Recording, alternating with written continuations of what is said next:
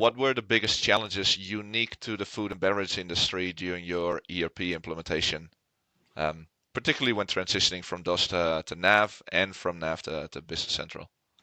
Well, the first thing was we wanted to make sure that the team knew that the look and the feel was going to be different. We set up several departments 6 months ahead of time to go before go live, and they ran the DOS program that we were using called Reflections and NAV side by side. It was extra work, but it certainly allowed us to test all the functionality. And we do have lots of customizations, which we'll discuss in a bit. But we needed to make sure that the paperwork and the recipes printed out properly and looked the same as it did with our old system. In the early days, we used to use handwritten recipes, and the line leads would make copies of those recipes to take to the kettle. So one day we had a formula that required 0.20 pounds of cayenne pepper.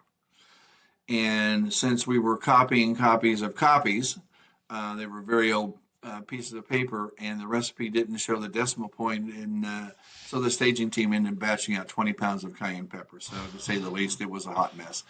Um, when we went to Business Central, our partner and myself used extensions to keep all those customizations intact. Okay, okay. Um, yeah, I can see what a difference that would have made. Just to be able to properly print a decimal, how that would impact Absolutely, the and output. we did we did customize the reflections program. The Our partners at the time were out of Alabama, so I only got to meet them a couple of times when they came up to upgrade the our system from version 1 to version 2 or whatever. But we did ask them to make sure that our recipes were digitized in the system.